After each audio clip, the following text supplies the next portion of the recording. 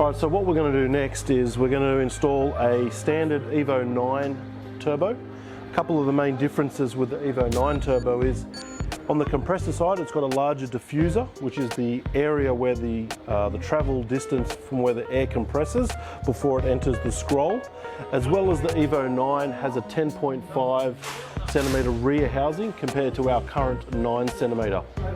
So we're going to fit that turbo with one of our new direct replacement manifolds. One of the features that this has is it allows you to run the OEM Mitsubishi heat shield. It also features an almost equal length runner design, whereas the OEM unit uses a too short, too long runner design.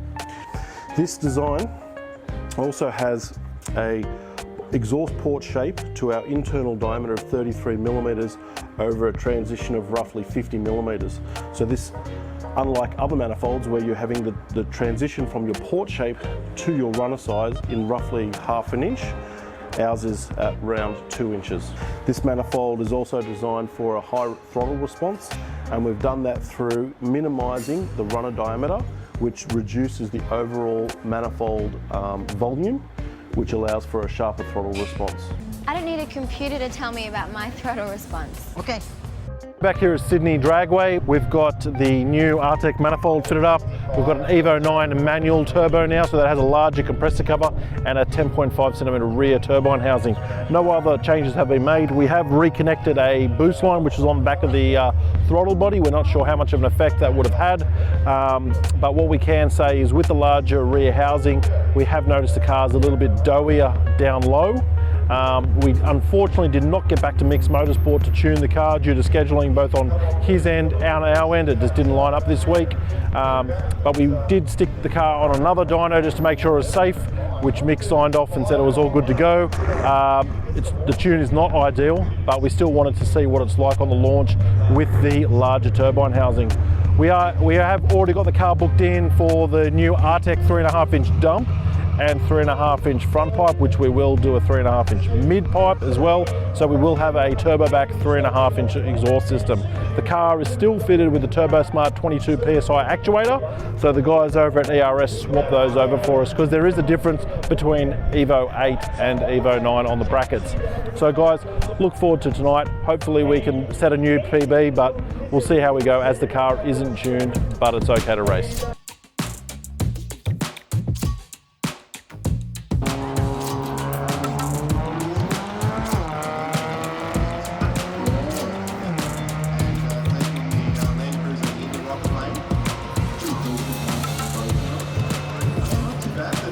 The lanes are 176 to the 60. 1308.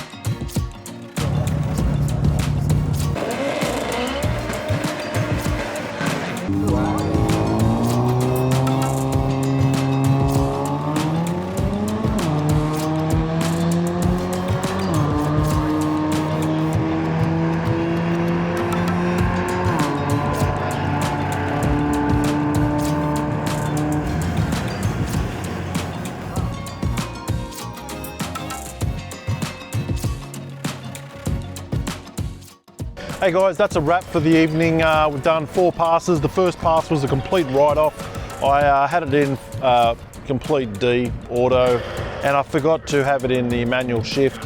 So once I realised that, I knocked it over to manual shift. Whilst doing that, I knocked it into neutral and basically ruined that run. So we have got the car 60 footing pretty solid. We've got a 1.76 60 footer. The car is a bit lazier with the larger turbine, the 10.5 centimetre rear. We are missing some boost now. There could be a boost leak in the system, so ERS in Sydney are going to pressure test the intercooler system and intake to find if we have got something missing or something not tightened there. We're also going to check the preload on the wastegate that could be causing it. We are running the TurboSmart 22 PSI actuator, but we are only getting 19 PSI, so there's something not right there mechanically, so we are going to find that Once we do find those that hidden PSI, we are going to get it back over to mix and once and for all find that power again. So we are down 5 mile an hour on our best mile an hour runs, so we do need to find that back at a minimum, and with that we should be probably in the 12.5s. Our 60 footers we can launch in the 1.7s now. Again, we haven't got traction exactly dialed in, but yeah, we might do a couple more nights before we change tyres. So guys, we have got the new Artec manifold on the car, that's going great, which can mount the OEM heat shield too. So we will be back out next week for further testing, and guys, if you can, please like and subscribe and share this with the Evo groups, that'd be very much appreciated. All right guys, thanks very much for tuning in, and we'll see you next episode.